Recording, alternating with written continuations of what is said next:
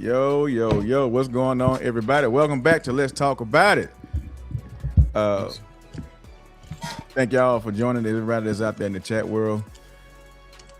We appreciate y'all for coming Friday after Friday to come hang out with us. But first of all, let's go around the room, see how everybody's doing. Ivan MD Seeker, what is going on, my brother? How you doing this wonderful Friday evening? Good, man. It's always a pleasure to join the legends on another great show. Looking forward to a nice, calm Friday and having some fun. All right.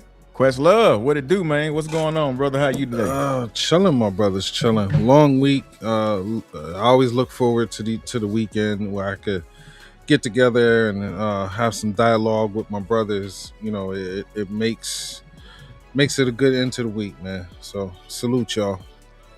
Thank you. Gib ATL, what's going on, man? Dealing with the allergies and got a little headache going on, but I'll make it though.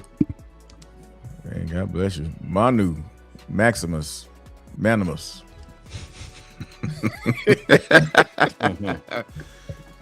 You know what? I'm glad it's Friday. I get to hang out with you gentlemen. This is going to be fun because I get to nerd out. All right. We got some people in the chat, man. We got Big M, aka the dry shaft straightener. If you have not met Big M, that joker can straighten the dry shaft with his hands, man. He's strong. He sure can. Yeah, Big M, man. That joker, boy. Yeah, he's strong, boy. Oh, yeah. Eric Vogel, what's going on, man? Dubs, what it do, man? We got Eric B in there, man. We got Primalist Optimist. What's going on, man? Who else we got in here? So I think that's it. Jonathan Rowe. Jonathan Mr. Rowe. What's going on, Jay? What's going on, Jay Rowe? What's happening? So we're gonna have a very interesting conversation. This is gonna be a wonderful topic because at the request of my brother Cybertronian Quest, we gonna deal with some. I want to know who all out there are deep lore readers. You know your lore like the back of your hand. I call them the LLs, the lore librarians, because we're gonna get into some lore today. Again, like I say, per my brother Cybertronian Quest, man, because we're gonna straighten out some issues. And after reading the comic, I'm just gonna go ahead and say it. After reading Skybound issue number 30, I'm gonna say that I'm not opposed to the direction that this comic book went to, and there's certain reasons why I'm not opposed to. And not that I'm here to change anybody's mind, but I'm gonna mess y'all mind up with why I feel the way I feel about it. And I got some challenging questions because I know there's been I know the community's in the uproar about this, but let's do this. Without further ado, let's go ahead and get into it. Let's talk about it, man. Let's talk about some things. This is what we're here for. Let's see if I can get all you guys on here without somebody missing. McGill missing. Yeah, I see that. Hang on. Let me see if I can get him down there. JW, leave him out, and now you leave him out. I'm not trying to leave him out. Is that better for everybody, or should I go? It is, man. That's good. That works. All right. So there's been some issues over this here. And I actually got again, thanks to the Quest Love, man, I got the whole story on here. I don't know if anybody's read this story, but it starts off with Alita coming to the battlefield and Prime saying, "Hey, man, we got Decepticons on the field. This ain't the time for this." And she said, "This is a time to go ahead and pull a check move." And against my better judgment, I was kind of in agreement with Prime to a certain degree until I continued to read on and understood not only looking at the content, but getting the context of it. And I realized why she did it. But I don't want to hold the flow up too long, but I'm going to put this in the hands of my brother Quest Love. Talk to me, Quest. Yeah, so I throughout the week, I strolled through a lot of the forums and the rooms and all that stuff, and I've been seeing a lot of the same conversation about this. That the people are unhappy that she's a prime. They don't understand how it could happen. They also don't feel that she's worthy, and I don't know. I strongly disagree with that, man. Strongly disagree with that. So, I guess I'll start it off. To say that Alita 1 is not worthy, I think is short-sighted, because if you think about it in context of the lore, she was holding down Cybertron the entire time that the Autobots were on Earth. So, and if you followed the issues of the Skybound comics, she's parallel with Prime as far as taking command, making the hard choices, leading her people, fighting for what she believes in. So I think a lot of her qualities, especially in Skybound, are worthy of the title Prime. So okay. So MDC, I'm gonna ask you a question. Not that you have to be in on this particular story, but we're just gonna talk about the worthiness of the matrix of leadership. What are your views and your thoughts on anybody being worthy of the matrix of leadership based on your knowledge of what the matrix requires one to be before it can be deemed worthy of being a carrier of it? The Matrix chooses those that only have, or not only have, the leadership quality, but have the humility to know not to use power the incorrect way. And it brings back the memories of all the primes, excuse me, and it provides pretty much guidance and leadership and wisdom to anyone who carries it. For you to be able to be deemed that, you have to be willing to make the ultimate sacrifice, which Prime has done countless, even in all continuities. If we're going back to this, I think Quest hit and Manu, we were just talking about it before. The fact that she has fought 4 million years in Cybertron, holding ground, what little ground was left to fight. The fact that she gave everything for the fight, you could almost say that she may be worthy. The only problem that I had with this one, it wasn't about her being a fembot, or the fact that she got it. You know what I'm saying? It was the simple fact of why at that moment did she get it, and how they kind of made it in the comic for her to get it. I agreed with Quest where I don't think she was worthy, maybe not yet. But Prime was chosen for a reason. You know what I mean? His humility, his strength, it was needed in all continuities to fight the war. Because the Matrix detected that in him. The fact that he finally, after a long fight in this comic, just decided to pretty much say, oh yeah, the Matrix is choosing her. It almost seemed like, because he was now a part of the Matrix, and he knew what it was doing to the divide of the Autobots, it's almost like as part of the Matrix, he almost coerced it to be able to go to her. I just didn't like the way that it was set up, but I think Quest should talk about it later, what he could potentially be setting up for later, so that's what I'm hoping. Okay. Gib, let me ask you a question, man, because I know you've been around this Transformer thing for a long time, man. When it comes to the Matrix and we're dealing with worthiness, what are your aspects and your views on anyone being worthy to carry that Matrix? Because we understand we're all brought to the assumption and the knowledge that no one can just pick a Matrix up, put it in, and wear it or carry it around like it's a gold piece, like the old herringbones with your initial on it. We know that ain't finna happen. Hey, it should have worked like Mjolnir, Thor's hammer.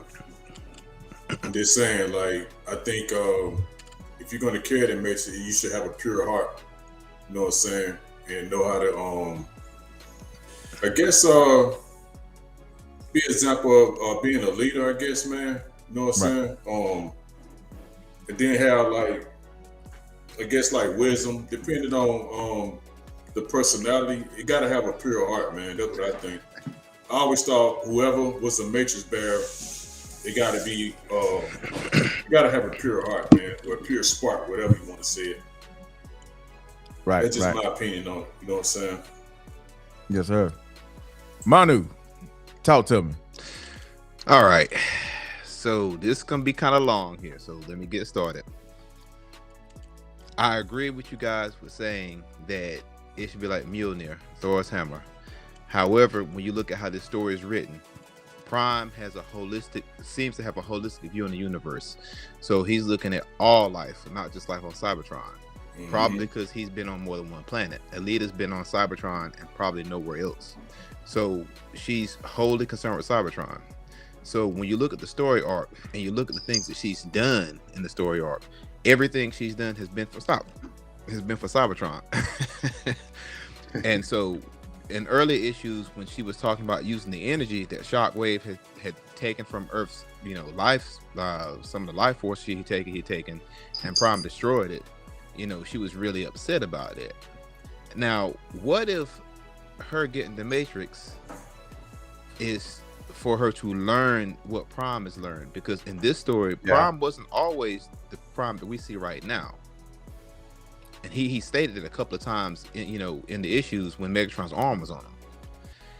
And this could be the point of fact where the Matrix need to go to her for her to be able to sit here and see exactly the things Prime has seen in order to make her more balanced leader.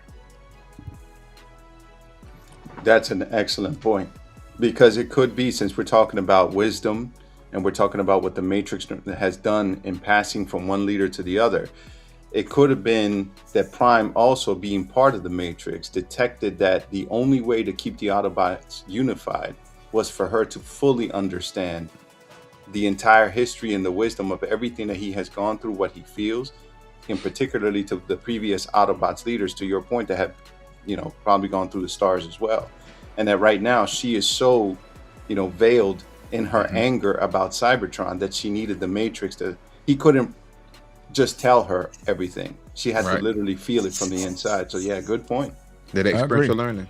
Now, and a similar thing to that also could be that the Matrix knows and understands where Prime is at, and right now his focus is on Earth, and Alita is what Cybertron needs to survive right now. That's so true. Again, the Matrix is supposed to be the Encyclopedia Britannica of everything. So it knows, it understands, and it foresees. So it could go either way. It could be that maybe it wanted to enlighten Alita, or it could also be that it understood what Cybertron itself needed right now, and it knew that Prime would go on to continue to protect other life, but let's get Alita over here and focus on what she needs to focus on. Now, Okay, so I'm sorry. go ahead, Manu. Go I ahead. said another couple of parallels when you look at the story. What issue was it the Decepticons sit here and had their challenge for leadership? It was like, what, issue 10 to 12, 13 maybe? It was like Yeah, 12 it was or 13. early on, yeah. Now, look at the contrast in this. Alita was kind of doing the way Soundwave did, and they're like, this is not our way. And Prime only fought back when she attacked Cliffjumper. That's the only time he threw a punch, smacked whatever he did. Okay, so let me throw out a concept for you guys on the panel, and I'm gonna throw a concept for you guys that's out there in the chat. So the concept is going to be about what the matrix of leadership, or what we understand the matrix of leadership to be. The matrix of leadership is traditionally viewed as a sacred artifact that carries the collective wisdom, guidance, and experience of past prime leaders.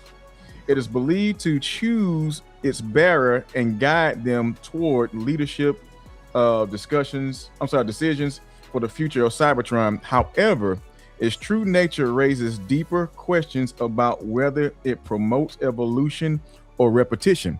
So here's a talking point. Alita 1 represents a new kind of prime who is willing to challenge tradition instead of follow it blindly.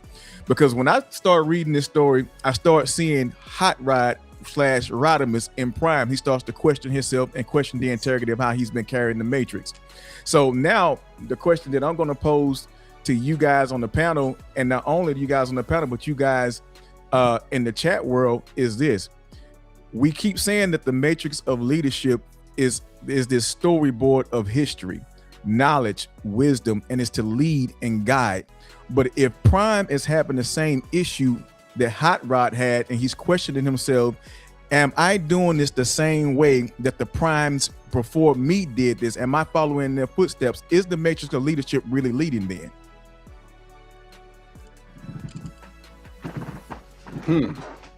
Good question. Very Good complex question. I would think if to start it out, I think that, and in your question, you make an excellent point. It was created in Cybertron for Cybertronian Autobot leaders to grow in wisdom, right? But the one thing that I think the Matrix also does is it evolves with said wisdom based on who's carrying it. So I think there is a component of evolution, because Manu's point is as soon as Optimus hit the Earth, he started seeing the beauty of the Earth. He started feeling the protection that he needed to provide the Earth, similar to what they had already lost in Cybertron. So I think that the Matrix, being part of him now, also evolved to see the same thing, and also to recognize that wisdom expands farther than Cybertron. That's interesting, especially since Sparkplug is not part of the Matrix. So it would definitely have an earthen component in it now. Yeah. All right, so now I'm gonna throw a curveball to y'all. Okay, like I said, I'm gonna rock the pound tonight. We dealing with the Matrix, but we all understand to do the same thing over and over and over again and expect a different result is insanity. Correct. And this is why I'm challenging. And this is just not just for this law. I'm not saying I'm right, and I'm not saying that nobody on here is wrong. I'm not saying that anybody out there in the chat is wrong either. This is just something to expand and talk about. Let's have a good discussion about it. But if Prime and Rodimus and all the other Primes feel like that they've been following the same footsteps as their predecessors, then what truly is the Matrix really leading them into? Is it just getting a collective perspective, or is it just obtaining new wisdom and understanding through the most recent and current bearer of it? So it's almost like the Matrix is just being used as a tool to gain history and knowledge, and it's not so much really leading, because you're seeing that the different people that carried it have this self-doubt. There was no evolution. And so I'm saying that evolution, or should I say leadership or power without evolution, is nothing but repetition. I think the Matrix is more like a guideline, because if you think about it, every prime that gets added to the essence of the Matrix it's going to evolve, it's going to change, because a different perspective and maybe a different experience is being added into it. Even if they're making the same mistakes, the outcome is still going to be slightly different, because if say with Optimus there were 8 primes in there, the knowledge and viewpoints of 8 primes, right? So Right. now it gets passed to Alita, and when it's passed to Alita, now it has 9 primes, because it has the original 8 and then Optimus Prime. So that in itself is going to change that experience for Alita. So I don't think that it's the same Experience. I don't think it's a boot loop or anything like that, so to speak. I think that experience is going to vary based on the individual, and again, this is just my opinion. I think it's going to change based on the individual that's carrying it, and also the experiences of the previous ones that came before that existing one, that current one. Right. See, now I'm gonna delve into a little bit of stuff right here, because I'm gonna Chris, play you devil's said, advocate. what's going on? Chris, you said something that's really interesting, right? So we know in Transformers lore that they view this as a religious talisman, correct? Right. So in a sense, it could be used as a form of control or order. Nobody really just killed me, because I'm just saying that throughout history and humans, we've used religion to control people. Right. But I mean, it could be used to control other Transformers, not literal control, but for belief. Now, what if, and just get off the idea, what if the reason why Alita was able to take it is because she was so solid in her convictions, and Prime was doubting himself like Rodimus. Since he has this doubt, the Matrix is like, oh, well, I don't need you anymore because you're doubting yourself. So let me go to her because she's definitely full of confidence. So are you saying that? Who's that? Go ahead. No, I don't know about that. I'm just throwing ideas out there. Yeah. I don't know about that one, man. I mean, didn't Sparkplug enter the Matrix? Yeah, that's what we're saying. He did. They're using her as a battery, just like the Matrix movie. I need to catch up on that book, man. So I'm gonna throw this back on you then, Monty. I need to catch up on that book. Because in essence, this is what I feel like when you just said what you said. Then, if true leadership, or should I say, the carrying of the Matrix is requiring,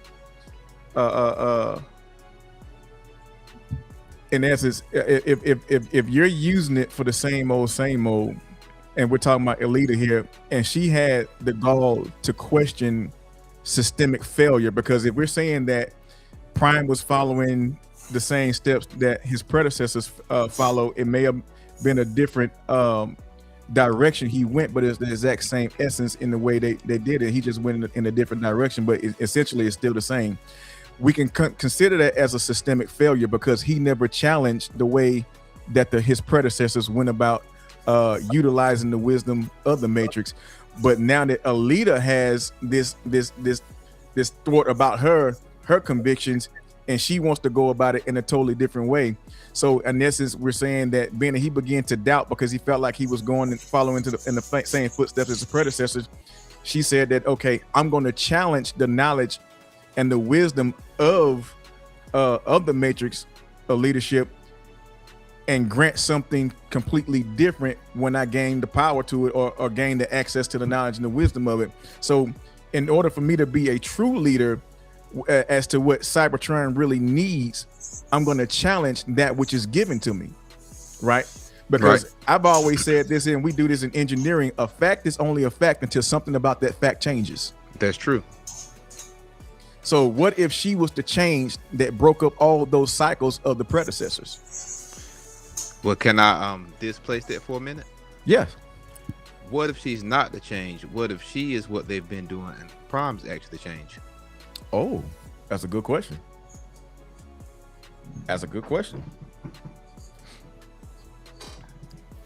I like what Jonathan indicated too. Jonathan Rowe said, what if some of the doubts were residual effects from the Megatron arm? That's a good point too. And the Matrix detected that said corruption, and as part of a whole holistic plan to teach Alita not only about humility and all the other things that comes with it, was also a way to pass on to a confident Autobot to kind of reestablish the strength of the Matrix. What do you guys think about that? That's a good idea. Good call, Jonathan Rowe.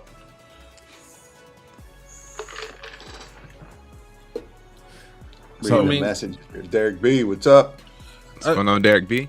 Again, though, if we look back at the 86 movie, the Matrix is only going to allow someone to use it, possess it, if that's what it deems is worthy. Because again, look at Ultra Magnus. He was supposed to be the one. Yeah, you know, open. Yeah, he had too much doubt, man. He had way too much doubt. Well, I mean, but even that in itself, Hot Rod Rodimus was full of doubt also. Because no, he wasn't. Not in the movie. He wasn't. Not at all. But if you look at the what was the Gidi episode, that whole episode was centered around his self-doubt and his lack of confidence in himself being able to fill those shoes of Prime. I mean, that's true, but I'm talking about from the movie aspect. Hot Rod was, you know what I'm saying? He was a cavalier, basically. He didn't really care. True. The entire movie, he was, for the most part, 90% of the movie, he was Hot Rod. And Hot Rod's always been that young buck, confident. You know what I mean? Yeah, he always ran into the danger. He just ran into every danger like it was no tomorrow, man. Exactly. The first YN. I don't know. When I get a chance, I'm gonna look for that instruction booklet for the maintenance and for the Matrix, and I'll let you know how it works. I got it around here somewhere, bro. I always laughed, man, when Ultra Magnus got it, when he was handing it over to him. And he, like, in the movie, when he put it on and then it kind of juggled and then he tried to make it fit and put it back in. I was like, I knew this dude ain't the one, man. Yeah. I knew that when I was like 10. See, man, look. And it took too much to get in there. Yeah, man. He's like, He was Oh crunking. my God. right. Man, he Like, knocked where you from, Alita lights So- out, didn't So Primal Optimus, Primalist, his name Primalist Optimus said maybe the Matrix is teaching Optimus how to be Prime again by making this a hard lesson for him. That might be Wait, true. you showing the comic? I haven't read it yet. I ain't caught. Oh, And Gil talking about she got Ike over I'll there. I'll take care of your stats. I'm just saying, you know how today's climate is, man. Yeah. I'm just saying, man. She He got knocked back the up. lights out. Knocked her right out. And she came right back. look for more. good. Man, he will Touching hold my it back. jumper. He probably will hold it back, man. He didn't want to hurt him. But I Right. mean, look at the contrast. You see how Cliff Jumper jumped in and she hip tossed him, and then Prime was like, "Oh no, you can't hit my homeboy like that." Yeah, who are these? I gotta catch up on this stuff. I got the first 8 issues of it. I got the whole the fat book, the thick book. I got the first one. Yep. Yeah, Am I the only one? You that must have watched it you have on volume YouTube? 1 or volume 2. I got volume 1 and Okay. yeah, I think I got some of volume 2. I need to. I already read all that, but I didn't need to catch up. I'll re-up that link in the thing for y'all later. I gotta catch See- up on that. Yo, See, here- I'm loving it, man. Here's an important thing to sit here and note from these panels right here. So you watch her toss Cliff Jumper. He smacks her because she tossed Cliff Jumper. Then Shredhead jumps in and they're like, stand down. When you look at how the Decepticons doing everything, they didn't jump in at all, of course. But you know, when Megatron comes back, the way he treats his troops, he did Astro Train straight dirty. He did Starscream straight dirty. And they're showcasing how the Autobots aren't like that. Even when she's trying to force the Matrix out of his chest, he's not fighting her. He stops and says, "This is not how it goes. It has to be passed. You have to be chosen." So do you So- think they didn't interrupt because it's a Cybertronian way on both sides no matter what? Or was it simply out of respect for both of them? I just think that it's showing that she resorted to the way the Decepticons do it. She's challenging him for leadership through violence, and in the end he says that's not how it happens. So right now she's at that point where she could go either way. I mean, I don't know if you guys watch Star Wars or not. She's a gray Jedi about to turn to a Sith. So let me ask this question, Anger. because we noticed, and I don't want to kind of give away the end, because I know some people are probably reading this, but I think we're here now. But for the dropping of the factions when she became Prime, is that symbolism that this is potentially a new regime for the Autobots, or with her becoming a new Prime, that's bringing about some form of change? Because again, the Matrix did not deny her. Is No, I'm sorry. That's not what I'm laughing at. Before we go on, I mean, that friend said, "Give it to me," and I just couldn't help but just start laughing. so my question to y'all is, when she became Prime and the Autobots began to drop their factions, and all the factions began to drop, was this an eye opener for everyone on the battlefield? Because the Matrix is not going to force no one to follow anyone bearing that Matrix. It's strictly going to have to be a choice. What was the purpose or the symbolism in the faction dropping? Well, she drew a hard line in the sand. Yeah. So once they all agreed that this is the way it's going to be moving forward, I think on a certain panel she specifically said, "If you stay here, you're no longer Autobots." Yep, she did say that. Oh, I So- gotta catch up. So yeah, she drew Yeah. as the new quote unquote leader, she drew a hard line in the sand. So Okay, so my question to that is, and I hate to use this term, but so did she basically just punk them? Because there's an old term, Manu, you're going to understand this here. So the coward dies many deaths, but the brave valiant only dies once. Did they all coward out? You mean the Autobots that stayed with her? Yeah. I don't think they cowered out at all. I look at it, the Autobots that stayed on Earth, they were loyal to Optimus and not necessarily to the Matrix. Everybody that went with her was loyal to the Matrix. I don't think they cowered out at all. I don't think that's the right way to look at it. Maybe I'm wrong. No, I mean, I agree with you. I think, you know what I mean, you've been fighting a war with a single faction on the side forever. You know what I mean? 4 million years. So in the end, those that went with her followed tradition, followed the Matrix, followed the leadership, followed the line of the Prime. She is now a Prime. If I'm an Autobot, by my duty, I have to follow my Prime. Right. The Matrix has chosen my Prime. So that's why you saw them bend the knee, and that's why they went. For the other ones that stayed, the way that I took it, and I thought it was really cool, was they evolved past duty. My duty is to follow the Autobot way, but I see no one else who I'm going to follow other than Prime. So I didn't think there was cowardice on either end. They're still boys, you know what I mean? If I see you, you went that way, I went this way, but we're still fighting the same, you know, the enemy of my enemy is still my friend, right? So I think that what they did, and I don't know who just put it, but he said D.W.J. and Kirkman's writing has always been about learning and meaningful lessons. And you see that even in the Walking Dead series, right? Through all the horrors and all the terrible things in that series, and pretty much it's always the team evolves mentally. And in this particular case, I think both sides now, the previous Autobots, you want to call them, and the Autobots, one went with duty, one went with evolution and loyalty to what they know as Prime. I also think, along with that, because those are good points, but I also think some of them just see Cybertron as the goal, as like, you know, some of them not necessarily in a bad way, but some of them like, I need to take care of home first before I take care of anything else. So that also would be a good reason for them to follow Alita right now, because she's going back home to take care of home. She's going to take back the planet.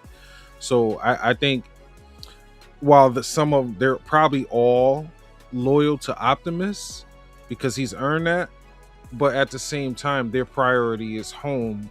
Like, let's take care of home before we clean up the neighborhood type of stuff. Right. All right, so I'm gonna throw this question on y'all because I'm glad you just brought that up, Quest, because you just jogged something to my memory. Are we saying that Optimus is a version of Superman and Alita is a version of Zod? Zod, when you think about it from the Man of Steel, Zod really was not evil, but he was all about Krypton. But the methods and means he went about Krypton seemed to be cruel, but you got to understand it was a harsh environment and harsh times for what just happened to his planet and to his people. And sometimes to vindicate or reconcile that, the measures that you go through may seem cruel to someone else, but you're doing what's necessary for your people, right? And his biggest deal was, why can't anybody see that I'm only doing what I need to do for my people? Right. That's a good point. Excellent point. Hey, Chris, could you go back 2 pages? Yeah. I'm gonna have to read this whole thing again because I must have missed the last couple of things. You were talking about symbolism earlier, correct? Anybody that's read it, do you remember when Carly first met Cliffjumper? How was Carly's personality? She hated robots, I believe. Just hatred. And when when Cliffjumper had the opportunity to kill Starscream and he didn't kill Starscream, how did she respond? Pissed. She's pissed. Now you look at these screens and you look at the bottom. Look at Carly. She's at the Autobot symbol. Look at her and Spike's face. Look at Alita, and look at that. This is a mirror image of what Carly was when that was going on. That's why it's important. Wow, I hadn't even taken that take, but yeah, seeing both half of the faces and Prime in the middle. Wow, that's deep. That's an excellent point. because that's what she feels is just utter hatred right now. Mm-hmm. Not necessarily towards Prime, just anger at the circumstance. She just wants to fight the world. Yep. That's I know deep. that feeling. That's deep. I'm telling you, bro. Hmm. But Stacks, we your Autobots, bro. We behind you, bro. That's right. We got you, son. All good. Now, I'm about to say, now here you have her yielding to, I'm not saying his might, but yielding to his what's the word I want to use? Authority. Not even authority. Yes, but I mean to his. He about to give her the Matrix? No, that ain't the Matrix. He's gonna give him now. She's yielding to his humility, to his softer side. The very same thing that Peter Cullen's brother told him about doing Prime's voice. Mm-hmm. Be powerful, be gentle. Prime is, hey, this. He's not fighting. He's like, hey, if this is my destiny right now, this is what's gonna happen. Okay, Money, I'm glad you said that, because we still understand, to our knowledge, of what the Matrix is and how it operates. You don't just give that to anybody. At what point in this story did she become worthy of the Matrix? Even though I'm not opposed to the fact of the Matrix wanting to expose knowledge to whomever it wants to expose knowledge to, but still that does not negate the fact that something about you have to be in alignment with what the Matrix requires. Right. I think she just got different ways of wanting to do it, but I mean, her spark is there. I think that's what it's catching. Her spark is there. She wants the betterment of all, but from what I read so far, because y'all a couple books ahead of me, but it just looked like she just really want to do good, I guess. She got that anger. All right. So how many people have really delved into Lord of the Rings? Oh, I'm deep into it. Before we go into that, Mama, I'm gonna read something. I'm gonna read something that Primalist Optimus said. He said that Prime is the buffer between blind rage and focus. That's a good point. And hate. That's a really good point. He and it's not a fine line. It's a very stark line where he's there. You're absolutely right. The best way to say it, when you look at his spark, you don't see a rage of thunderstorms. You see a calm, grassy Iceland and you know, like a Zen. a seashore. Yeah, exactly. That's a battle season in general. You know what I mean? He's gone through it. That's how he knows how to master it. Because I mean, the one thing, and shout out to my boy Cybertonian Quest, because I finally read those IDWs, bro. Hey, they're good. And there's one. Was it? No, it wasn't War and the Misi. It was Autocracy. Do you remember what Prime was doing when he was being sent out to take out the Decepticons? My man was just taking them out. He was killing everything. He was literally just following orders and killing everything. And not until the Prime died. What was it? Sentinel Prime? Sentinel? But not until he was trying to he was technically using something evil and taking that, you know, that weapon that was sucking the energy out of pretty much everybody to keep, you know, to use that energy for their purposes, right? Which is what helped Megatron and the Decepticons kind of grow in their thing. So my point being, if Optimus was just doing duty, but also full of rage against what was going on, once he inherited the matrix of leadership, he kind of grew past that. And through eons later and millions of years later, now is why he has that ability to be that buffer, because he knows what he's gone through, what he's done, and what he's experienced. So that's an excellent point by that comment. Okay, so let me ask this question then. Can we expect this to some degree? I'm not saying a whole lot of degree. I don't want to change anything, but this is just a question. And I'm asking this question for a specific reason. Could this to some degree be the new norm as far as the way the Matrix operates?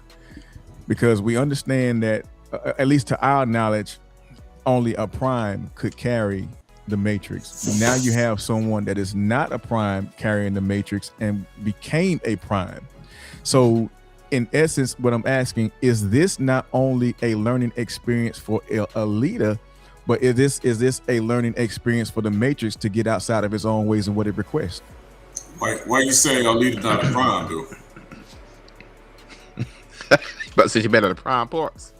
Yeah, exactly. I was just about to say that. Ain't she made out of prime parts? Yeah, they were built around the same time and basically just in the same way, if I recall correctly. Yeah. So it's safe to say or think that she's always been a prime. She just hasn't been in possession of the Matrix. Exactly. That's what I was going to say. Like, she was a prime. She a prime anyway, though. I mean, she just, like you said, she just went in possession of the Matrix.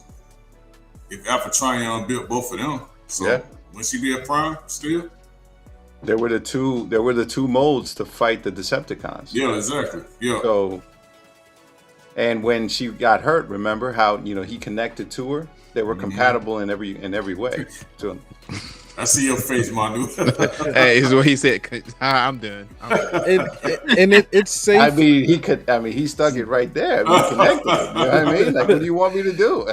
I'm just reliving the cartoon, Manu. That's all I'm saying. All doing that on purpose. It's how you saying it, bro. Yeah. If you look at Hot Rod, if you look at Hot Rod, the situation with Hot Rod, it's safe to say or to assume that there are select Cybertronians that just maybe, like, for lack of better words, have that prime gene in them, and it just waits for the right moment for it to be activated. Because that you have to look at it that way, because that's the only explanation when you look at something like, Hot Rod and Rodimus Prime. I mean, he was built obviously well after Optimus and Alita, but he was able to become a Prime. So there has to be something maybe in their spark or in their oil or air filter or something that designates them as Prime material. But Quest, think about it though. Remember the episode Five Faces of Darkness, right? Mm-hmm. So when Rodimus went in that Matrix, he had an ancestor look just like him. You remember? What's that guy's name? What was his name? He looked just like him. He Pickle Rick or something like that. Not a setting up today. Chris, man, you say something crazy. Okay, let me ask this question. That's all you have to say. Let me ask this question from the chat. This is from Primalist Optimus. He asked me, he said, Chris, do you think that Optimus could have opened the chamber and passed it of it thought she wasn't worthy, if he thought that she wasn't worthy? Here's my thought on this, and I'm gonna go outside of the box on that question. And the reason being is because I would go as far as saying what provoked Prime to open his chest up and pass the Matrix on, right? Because I'm looking at it from a standpoint that the Matrix is not going to force you to do anything, right? At least to my understanding, it's not going to force you. Now, with this throwdown that they just had, right, Prime could have easily operated out of the mindset of offense, right? I don't care how much good stuff you've ever done. You just challenged me on the battlefield in front of everybody, including enemies. I'm offended. And now my offense is going to overrule every good thing you ever did. And he could have just simply closed his chest up and said, you know what, man, let's go ahead and part ways. You're no longer a Decepticon, you're an outcast. So my question now is, because I don't want to say he's human, but that's the only standpoint I can come from at this time. You have to be really be one within yourself to look past your own feelings, and I'm thinking Prime had to really be one that looked past his own feeling and look past what just happened to pass on that Matrix, and that's even if the Matrix was provoking him to even give it to her. Are those headlights? So Chris, let me ask this question. Go ahead, Manu. You think they're gonna pull a Superman 2 with this story? Superman 2? Yeah, you remember when he went in the chamber and had his powers removed? Lost his powers, right. Lost his powers. That's what I'm asking. I think they should. Superman 2 with who though? Like who the characters on here? Prime Superman? Prime. Prime? Yeah, Prime and Superman. I think they should. He just become a regular old Clark dude getting punched and slammed in the pinball machines. Pretty much. And this is why I think they should, because somewhere between Prime being injured and becoming a Prime, he's forgotten what it's like to be just a simple dock worker. And the reason why I'm saying this is because when you're reminded as to where you came from, and I was just watching what was it, Combiner Wars the other day, and Prime and Megatron was bouting with Windblade, and they was trying to get him, and Megatron said something that really sparked something with them, and he told Prime, he said, "Man, you couldn't pull the trigger then, you can't even pull it now." I would Right. never use that continuity, man. I'm just saying, I'm just using it as an example. I think, and this is just my opinion, and I may not be right on that, but I think he has to go back to seeing how it feels to be pressured, to be oppressed, to be under scrutiny, to be under something that you're weak, you're too weak to even fight back yourself. And even if you try to oppose some form of resistance, you know what I'm saying, you're getting the brakes beat off of you. Because I would say that he's probably been in power too long, and to that point to where he just don't realize or recognize what it's like to be that underling that says, "Hey man, why won't you just go ahead and do away with this form of evil?" And you see what it's doing to us. I don't know about that, Chris. Well, I think that the lack of ability to kill is one of the attributes that makes Prime. Exactly. He's the polar opposite of Megatron. Megatron is a killer. Megatron is by any means necessary, and Prime is focused, and there are certain lines. It's like what the hell is dude name? I think Prime like Dr. King. And then, man, Megatron is Malcolm X. To some degree, yeah. And there's just a certain line that Prime isn't willing to cross. I mean, by all means necessary, but that's what makes him him. That's why people respect him, because he fights hard, but he doesn't necessarily want to take the life of another Cybertronian or even a human in this case. So, and let me say this though. Okay, we got a prime example of how Prime is when he's violent, right? You know where I'm going with this, right? Bayverse. Exactly. And was that really Prime, man? Was it? Exactly. That shit felt about as wrong as two left shoes on the wrong side. Exactly. It didn't feel right. That's my point. It didn't feel right. He was darkened, man. Yeah. So let me ask this. Oh, go ahead. No, I was going to say another interesting analogy, if you want to compare it to, about giving it up to eventually getting it back, and it was needed. Not that everybody likes this, but in Kingdom, in War for Cybertron, at the end, when the Matrix pretty much told him that when Alita appeared to him, basically within the Matrix, to say, "Let it go, lose it, let it go," and once he agreed to let it go, to give it to Megatron, basically he eventually earned the ability to have it back. So in the concept of this, I think that's something that could have happened here too, where the Matrix is part of wisdom, part of evolution. Pretty much, to your point, Chris, kind of said, all right, it's time to kind of remind him of why he earned it to begin with. And who better to be a carrier of it and also unify eventually, which is what we hope is going to happen, the Autobots, than having the two originals come together later by giving it to Alita 1 right now, humbling him to remind him of what the whole purpose of him carrying it was. Does that make sense? It makes sense. But let me throw this on you too, because remember I said, what if this was an opportunity for both Alita to learn and both the Matrix to learn too? What if the point gained out of this for the Matrix itself was to learn, although killing is not good, but sometimes it's necessary, but to understand the true meaning of taking a life is not something to be granted or to be given lightly, because that's a hard choice that has to be done, especially if the time or the reason calls for it. What if the Matrix had to learn that lesson? It did through, I think, was it Manu that mentioned Spike earlier? It did it because of Spike. When Spike reignited the spark in the Matrix and brought it back to life, that's exactly what it did. It learned through that pain, not only of the Cybertronian side, but now with the human side. So it allowed the Matrix to kind of learn through that experience as well, and also being passed now over to Alita. And to add on to that, we also don't know if there may have been a previous Prime that had taken lives, you know, in the name of good. I mean, when you have a war that's spanning 20 million years, somebody got to get it. Right. Right. I mean, Sentinel in the IDW, look what he was doing, which he thought was good because of the energy crisis. Yeah, I got a couple of questions. Okay, so the first is, don't they consider Megatron the biggest threat to Cybertron, even in this continuity? So you have them on Earth fighting. Alita kind of ignores the whole fact that the biggest threat to Cybertron is on Earth.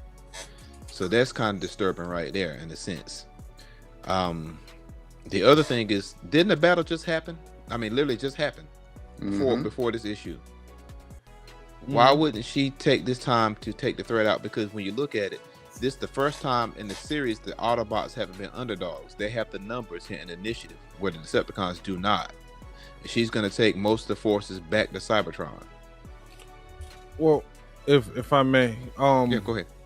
if you remember at the beginning of this run, Megatron was nowhere to be found. There was a battle in space. You know, they crashed. He disappeared. Was taken Kobala. hostage. Yeah.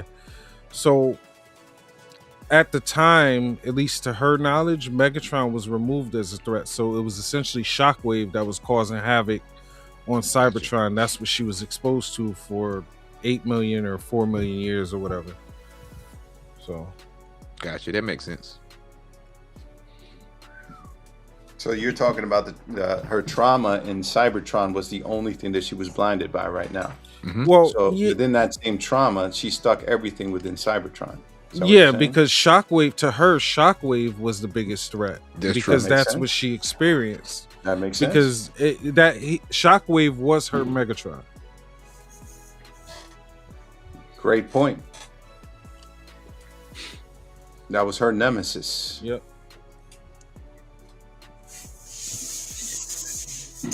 That was her Gib MP52 with the deformation space. I get that. And the worst part, I could see that battle. Hey, the worst part is they flayed Ultra Magnus. you already know MP52 the best. Hey fellas, I'll see you next time. I'm being requested at the hospital. Yes, sir. I just Love want you, to Stacks. man. They're not thoughts, Thanks, brother. thanks. Keep I your get thoughts all and the word. spirits up, brother. Yes, sir, Oh, man. man. This was what I needed. I needed some normalcy to sit. I needed Yeah. to get a little focus, talk some Transformers, and she's about to go on the drugs and go to sleep anyway. But I think my son said mom really wants to see you. So Hey, Hey, There you go, Stacks. bro. That's All important. right, Stacks. God bless you, We my brother. appreciate you coming on, Yeah. looking Yes, like a sir. California raisin, brother. Take care. Hey, he do got that color on the purple and everything There too, you man. go. Yeah, boy, that boy like a Hey, whole plum. Look like a bodyguard for Prince. my job, they be having my job. She knows that I got all types of different hats and sneakers, so they made me a bunch of my work shirts, but in a whole bunch of different colors and stuff because they know I like to coordinate.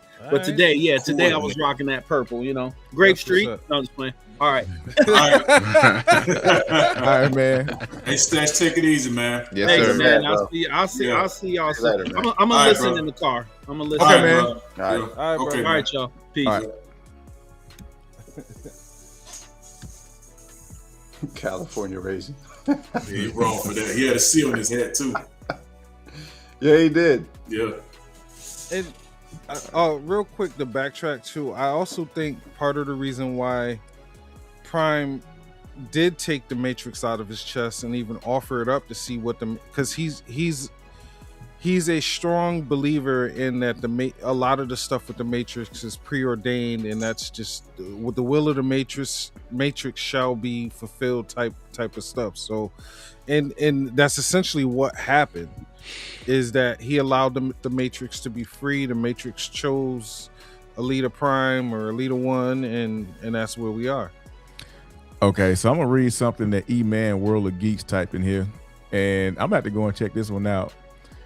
He said that in G.I. Joe 20, Nadimus Primeless just told Duke the Matrix chose her to fight on Cybertron. Oh, see, I ain't read across G.I. Joe, so that's Hey, interesting. I haven't either. I'll have it up tomorrow. Appreciate Say it. less. Okay, that's interesting. Thanks, E-Man. We definitely have to check that out. Now, my disappointment is she don't have the face shield. Never mind. I was gonna say something, but never mind. I don't think they gave her no face shield. I don't know if she need that. No, she need it. She need it. Oh no, I don't know about that. Hey man, it's something I want to say, but I can't say it, bro. I want to get the video flagged.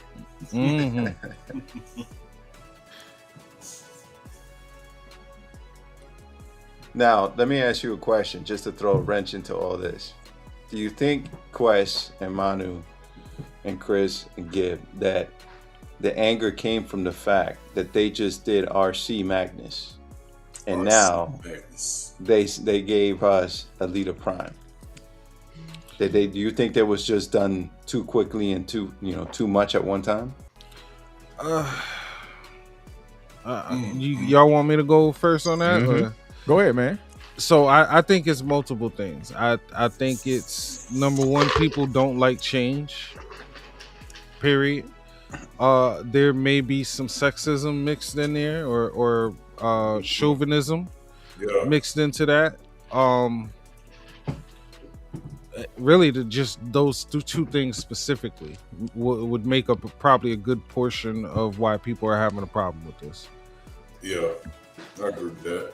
Yeah, I don't think it was done too hastily, because clearly this has been set up for her to be a Prime from the very first arc.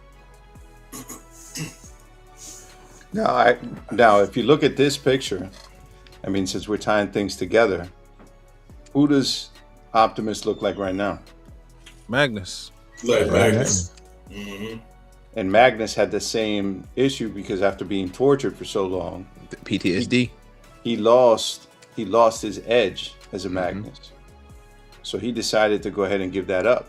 I don't think Optimus, through PTSD, decided to do this, but I think he knew it was through the Matrix, it was time to kind of reconcile everything. And I think the Matrix also wanted to go to Alita because, to Chris's earlier point, I think Optimus needed to be reminded of what the purpose was. So I think there's a lot of symbolism in the art itself too. Right.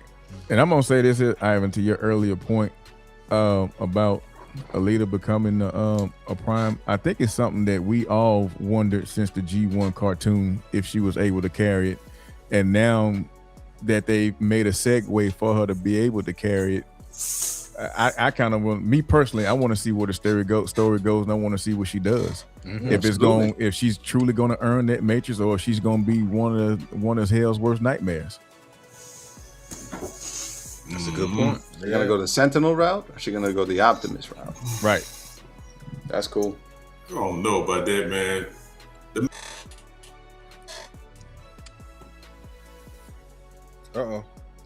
Gabe, you here? I think he froze up. That 440 Wi-Fi. You saw that MP52 Wi-Fi, man. Told him about that AliExpress stuff.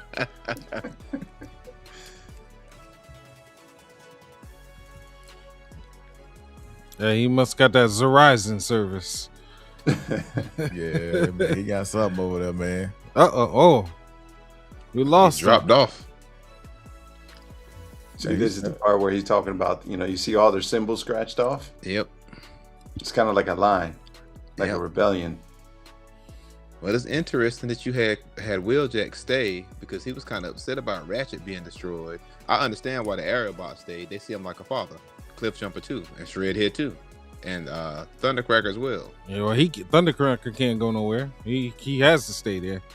And Beachcomber, I don't think even necessarily that he's gonna fully follow them, because remember, he kind of swore off violence and stuff. So, well, that's another reason he can go back, because I mean, right now they're not really doing that much fight. And But for I think once, Cliffjumper survived. Yeah, I know, right? My man's usually always one of the first to go. No, but I think Beachcomber also stayed because, just like in the Golden Lagoon episode, you know, he fell in love with the Earth. He also respects the Earth. I think he also likes Carly, and you know. Right. So I think he also stayed not only, obviously, because he loves his brothers and respects Prime, but I think he also loves the Earth, and it's also a way to get away from the whole Cybertron war thing. Right. That's true. So Eamon's World has another question. He goes, who's going to be the first third-party company to release the Elita Prime and RC Magnus figures? X-Transbox. Nah, I think it's gonna be Never mind. what's that Legend Scale company? Not Aldi? Magic Square. No, they New Age. yeah, New Age be releasing everything. So they already released the Prime with the Megatron arm. Well, who was one of the first that did Tarn? MMC. Probably MMC. That's MNC, yeah. MMC. That might be a way, because if they're doing anything IDW, and I think they have, they made that MMC maybe. I'd be interested more in RC Magnus, to be honest. Yep. I agree. No, I think New Age. I'd almost be willing to put a paycheck on it because they've already released Prime with the Megatron arm. So I imagine they probably got it in the works. I just want the fembots, man. Good versions of the MP fembots, and Y'all gonna hate. Yeah, Tryon. I tell you who will make a good version of the fembots, whether it's the Elita 1 Prime or the Magnus RC, and they're already kind of known for making fembots. That's gonna be Bingo. I already got agree with you on mold. that. Yeah. Oh, Honestly, Jonathan that would Rose be did cool, though. 3-0. Yeah, 3-0. Oh, definitely 3-0. I would Definitely love to see 3-0. him do it. Yeah, I would love to I see love 3-0 do 3-0. it. I love Good it. call, Well, Jonathan. I'd like to see him be able to transform though. That'll be Bingo. I mean, I can see it that with the would be good. stylization too. That would be kind of cool. Yeah. Now the funny thing is, we have yet to see what their new alt modes are going to be. That's true. Right. Oh, good. Yeah, good point. Good point. Yeah, because you saw Alita with the wings, Mhm. sort of. I wonder what that's going to come into play, or how. Either that, or that's a big ass spoiler. Man, you ain't lying. Well, she had turbines in the back, so she ain't no car. All right. Mm-mm. Now Now, I'm RC actually might be a looking call. forward to 31. Can't wait. Mhm. Yeah. Couple So- of weeks. Yeah. This was definitely a interesting topic. Again, after tonight's discussion, I'm definitely going to go back and read through this thing to see if I can find some more key elements and key points in it, because I just had a few questions that I wanted to impose upon everyone on the panel, impose upon you guys out there in the chat world. Not to say that nobody's wrong, not to say that nobody's right, but to open up a discussion as to how the heck did the Matrix get passed on like that in such a sense? And is this a learning experience, or are we expecting to see something or the dynamics of the Matrix change a little bit by this being the passing torch of something new within this universe? I got another question for you once you get your answers for that. I got one too. Uh-oh. Go ahead. Go ahead, Quest. Yours first. So I want to know if Thundercracker is going to be the new 5th member of the Aerial Bots. Will they get along? In terms of the mission, I don't think it would matter too much. I mean, but their relationships have been softening over the last couple of issues. They've started to trust him more because he really doesn't have nowhere else to go. So even if he didn't want to be there, he has to be there. But that would be interesting to see him become that missing arm. That I is mean, true. he could definitely mold into it. I mean, you have Wheeljack right there too, that can help him with that. So that's an interesting question.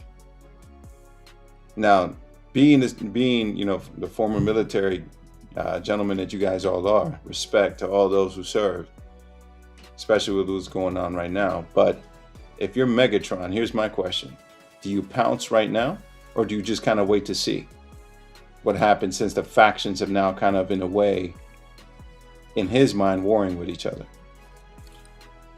I don't think he knows yet. Oh, because he rolled out. That's right. Yeah, because remember they're fresh off of a battle, and they ended up the Decepticons ended up having to retreat right at the beginning of when Elita 1 made her entrance. So it's very possible that they don't even realize what's going on yet. Do you think that Thundercracker, out of old loyalties, is really spying and can let him know? Nah. No, not the way his character set up. He had all the loyalty to the Skywarp in the world, and when they brought Skywarp back online and Skywarp betrayed him like that, that was kind of like his last link to Decepticons. Mm-hmm. Yeah, that's his brother, bro. Just flying right across, dude. So let me ask y'all this question, y'all on the panel, and I'm gonna ask you guys this in the chat too, and we're gonna go ahead and wrap it up after this. So he says, we completed our mission somehow, and me personally, I go back. I have to refrain back to, none of these guys were originally built to be warriors. Is this the line in the sand that they drew down to say, okay, we have fought the good fight, we have lost some good team members, and it's time for us to take the high road, the easy road, and just enjoy peace and enjoy a life without war and fighting?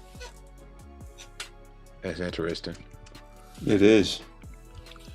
I almost think too that the fact that how Ultra Magnus always was a good guy, I think he kind of nudged RC and said, "Look, stay with him."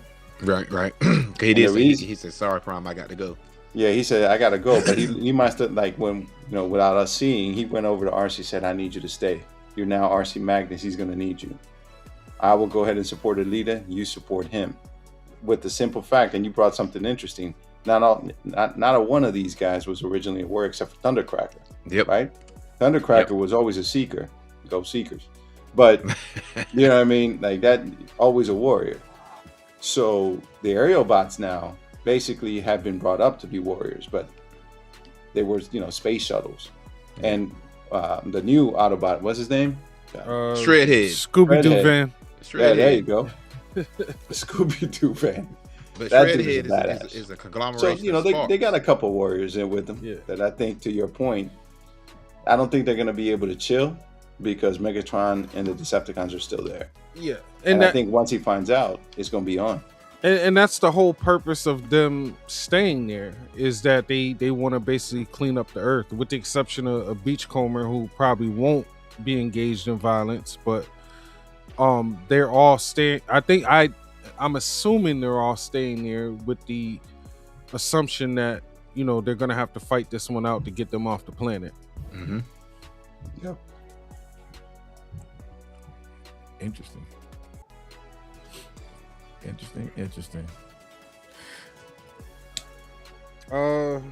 E-Man said, I don't remember if Jetfire made a comeback. I think he did. did. He's alive. Yeah, that's right. He was in the other panel. Yeah. He was like on the panel kneeling. When they got those Energon reserves from the militaries, when they brought him back. That's right. Gibbs Hold said, up.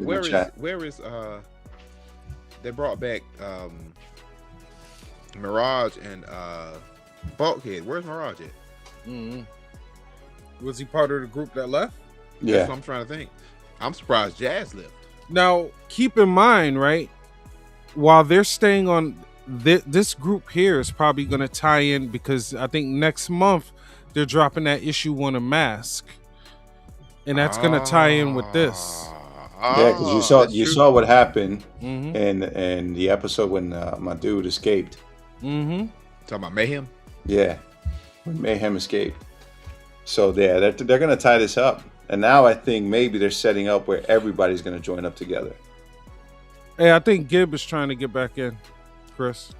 He told me that something's going up. Oh, okay. Hey, Gib, I'm gonna send you another link.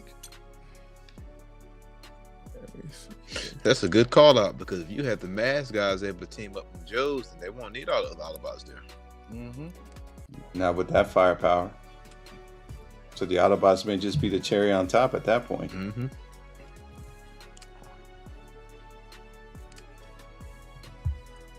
Because I don't think Cobra's gonna, join up with the Decepticons. Besides, Megatron wants him some Cobra Lie. You know what I mean? Oh, definitely. They held him Yep. captive forever.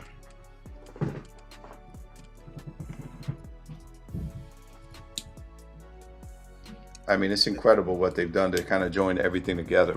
Mm-hmm. Hey, MD, I promise you, you just stole the words out my mouth, brother. We're on the same Really? page. I was just about to say that. Yeah, well, you took the words out of my mouth when you said mask, because I just thought of that escape.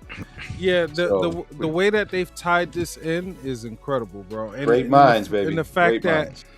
with every different comic book, it doesn't take away from anything else in a bad way. Like, they all complement each other, and it's planned out very well. Absolutely. So, Quest, what happens when Hot Rod and Springer come back from Void Rivals and he becomes Rodimus Prime? What you gonna say then? I hope Alita beats his ass. All right, so I got some interesting questions in the chat. Primalist Optimist says, "Will Ultra Magnus become Alita's man now that her and Prime have rifted?" She's for the homies. She on the streets. And then we got E-Man World of Geek says, I guess with the mergers of G.I. Joe and Mask, it allows Tracker, Duke, and Hound to go up against Cobra, Venom, and even what's happening with Storm Shadow's crew. That's interesting. Mm-hmm. It is. That's deep. Hey, the answer to his question, I don't know if he ever watched the anime called Agame ga Kill. She's gonna treat Ultra Magnus just like Esdeath treated that guy Tatsuo, whatever his name was. You got me on that one, bro. I mean, Ain't gonna happen. So what? Just something to pass the time. She treated him like Agame Just- ga Kill. She treated him like a pet, but I mean, she loved Oh, him. just something to pass the time. But no, she loved him. She just Oh. treated him like a damn pet. I think That's out of still respect, cold I don't- blooded, man. That's I mean- that's dog or cat love. That man ferret love, brother. Look. See, what happened was they were holding they held a tournament to see this thing right here. She saw him fight. He smiled, and she was smitten. She walked down there because she was the big bad of the whole show. She walked down and put a chain on homeboy neck. Said, "Come on." Oh, she dominatrix, that dude. Oh, pretty much. Wow. I don't think that's gonna happen here though, because I think out of respect, I don't think they're gonna become Eskimo brothers. You know what I mean? I don't think Magnus is gonna allow himself to do that. I mean, they might grow closer. If it happens on a different planet, did it really happen? Good, yeah. Different area code. Oh my god, that's good. Well, hey y'all, we thank y'all for joining us. This is a very good topic. We're gonna try to have more interesting and open-minded conversations like this. I really enjoyed it, even though I tried to play devil's advocate just a little bit, but not to seclude anyone and say anyone was wrong, but to kind of open up the mind and really get the mind thinking about the essence of storytelling, the essence of lore, really getting into it where there really is no right, there really is no wrong. It's all about the essence of storytelling. So that's what this thing was all about from my standpoint. My brother Quest, Cybertronian and Quest wanted to bring this up, man. I'm glad you did, because what I had was, I think it would have been good, but I don't think it was going to be as good as this, man. I ain't gonna even lie to you. I really enjoyed this with y'all. Thank you Same for here, letting us have this likewise. conversation. It was man. Yes, very- sir. I love this. I love this. And Gibb, stop with the Seekers, man. You know they good. You love them. You got like 1,500 of them, bro. See, now the question I gotta ask is this right here. We're talking about tradition. RC as a Magnus, even though her body type is different, she still has some of those call-outs that Ultra Magnus has. Yeah. Huh. Shoulder pads. Yeah, and she got small missiles. She need to grow out some more. But I mean, her chest piece is kind of like Ultra Magnus. Even her head, like he's got the things that Ultra Magnus has. I think so she's gonna she didn't transform have it into a before. Cybertruck. And she need to crash. That happened. Oh shucks. Well, hey man, We thank will y'all see. out there in the chat, man. We appreciate y'all, man. Thanks for hanging out with us guys talking Lord, man. We geeked out today. We really appreciate it. We enjoyed it. Until next time, we're gonna see y'all next Friday, man. Y'all have a blessed weekend. Yes, Y'all sir. be careful, be safe, and we'll see y'all